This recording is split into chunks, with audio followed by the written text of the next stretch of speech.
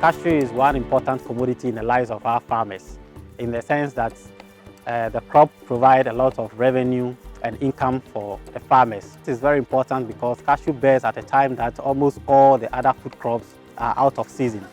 And for this reason, the crop provides timely income for our farmers. Also, cashew is a commodity that does not need a lot of investment in terms of maintenance as compared to other tree crops.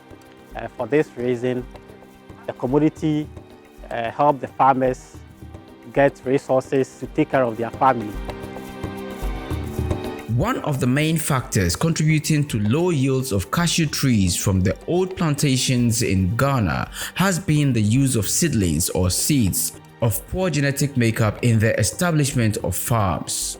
These farms therefore do not respond significantly to any of the recommended crop husbandry practices being applied. Even though it is expected that such practices as pruning, regular weed control, pest and disease control will improve yields, raising the productivity of these farms 3 to 4 folds within a short span of time, can only be achieved through the genetic transformation of the old tree by top working or canopy substitution. In this video, you will learn what top working is, why it is important to do top working, and the various stages involved in top working cashew trees. Top working or canopy substitution is replacing the crown of the poor yielding tree by grafting scion from elite mother trees with desirable characteristics to improve the productivity of that tree by taking advantage of the already well-developed root system. Let's talk to a cashew farmer to tell us the benefits of top working. Me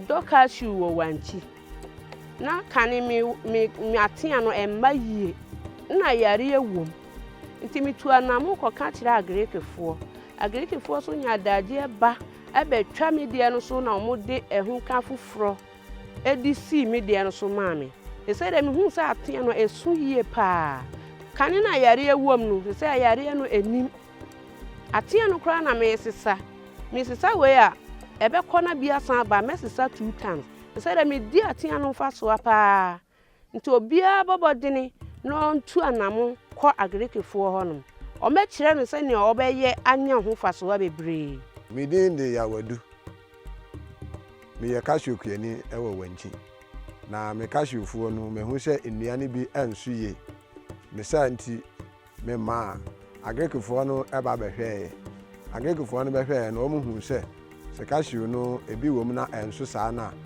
esese ye twa so na ebe fefe na ne fefe no ye be pede na hosuo no asu yi na ye de aba be si so na megidi se ye de be si so a ebe su yi e de ama me enti o mbefe no o matwa bi so a ahyase a e fefe a esese me bo mama ne na o me de be si so e de ma me. There are different stages involved in top working. Let us take each step one after the other. Step 1. Selection of unproductive trees. Remember that trees to be top worked should either be low yielding, less than 8 kg per nut per tree per year, or bearing small sized nuts, less than 7 gm per nut, or trees should be below 20 years old, still in active growth, and free from stem borer infestation. Once step 1 is satisfied, it is important to follow with the second step, which involves stamping or coppicing of trees. Farmers need to understand that stamping or coppicing trees requires that you stamp trees after harvesting, April-May in the southern sector and May-June in the northern sector.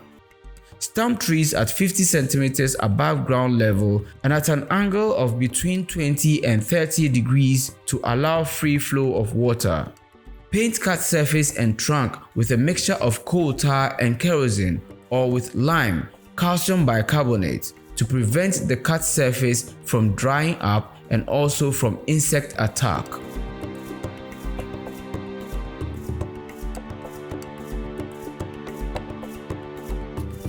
Provide heavy shade to the entire stump by using branches from former canopy where necessary for 21 to 28 days in order to prevent drying up of the cut surface, and also to facilitate proper sealing of bark to the wood, and also to promote sprouting of shoots closer to the cut surface of the stump.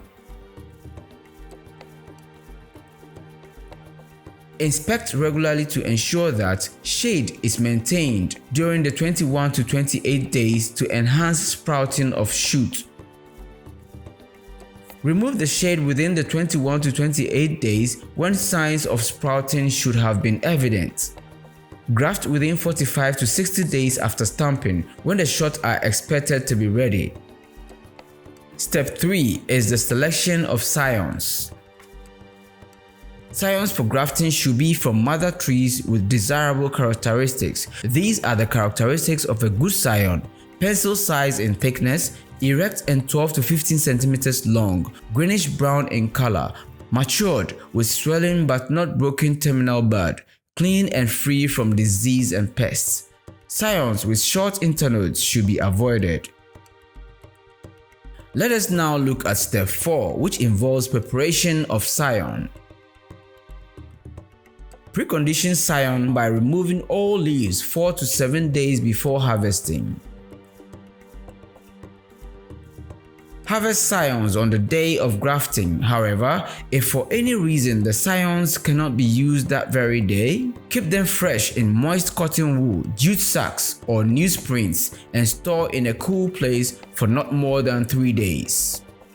Here is an expert to explain selection of shoots for grafting.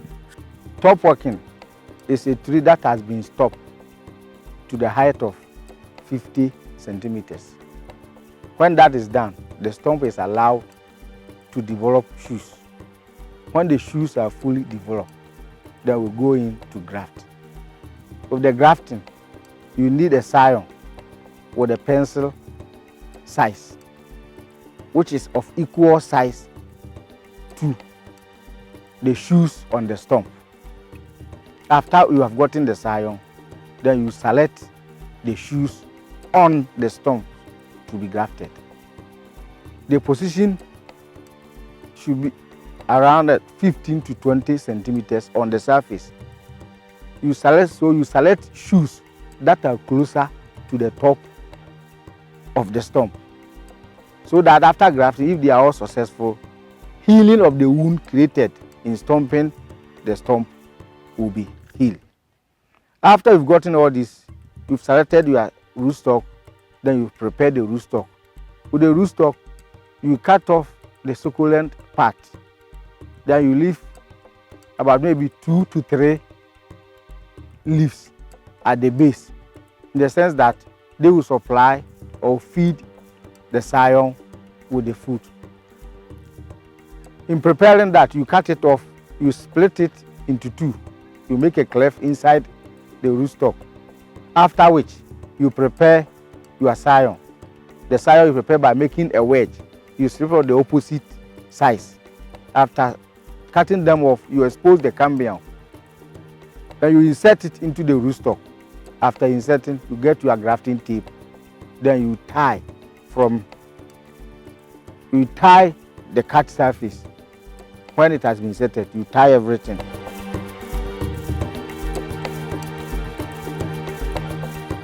After tying, you take your grafting cap, then you put it on top of the scion. Then you tie again beneath the grafting joint, so that air and water may not be able to enter inside. After this, then you create a microclimate for the stump by putting fork sticks around the stump. Then you cover with palm branches to give it a shade. That will prevent direct sun onto the graft. After, you have to do monitoring how the shoot is developing. So either every 3 days or every other day, you can decide what to do. If shoots are developing from the rootstock where you inserted the scion, you cut all those shoots off, because we don't want the characteristics of the rootstock to develop. Rather, we want the scion. So if it is developing from the scion, for that one, you allow it to grow. So it means development can come from the terminal bud, or it can come around the scion which has been insected. If you identify any symptom that is unusual on the stump, you can have leaf miners, you can have so many insects on it. Once you identify a deviation on the leaves, then you go ahead to spray. You can spray with other cypermethrin or sepadim mixture that will help the tree to grow. Then after it has developed, there's the need to stake. If you see the growing point is lodging, if it is lodging, then you stake it to stand erect. When it's fully developed that wind can no more blow it away, then you untie the stick, you allow it to grow by itself. In so doing, you finish, or you successfully have a graft that it will develop to give you the desired results that you wanted.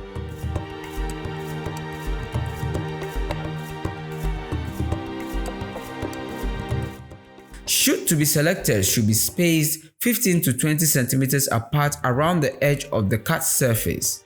Pencil size thick or match the thickness of the scion, close to the cut surface of stump. The number of shoots to be grafted per stump will be determined by the girth of the stump and the number of shoots that have sprouted. Step 5 involves grafting of scion and stalk. Now let us go over how this grafting is done.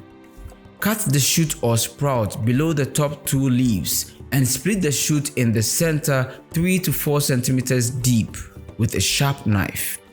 Select the scion of the same thickness and slice bottom part into a wedge or V-shape 2.5 centimeters to 3 centimeters long. Insert the scion in the split made in the shoot and tie firmly with a grafting or budding tape. Ensure that the top and bottom of the union are fully covered by the tape. Cover the grafted shoot with a polythene cap and tie below the union. Provide 50% shade for top wedge stumps to increase percentage take. Successful grafts sprout between 10 and 15 days. Remove the shade 2 to 3 weeks later. Remove all ungrafted shoot and unexpected grafts on the stump. It is very important to take care of your top wedge stumps.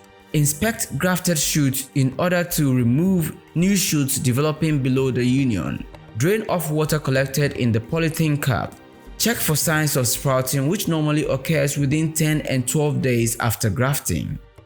Remove polythene caps when the leaves of the new sprouts have fully expanded. Remove the grasping tape 2 to 3 months after sprouting. Stake grafted plants where necessary to avoid damage by strong winds.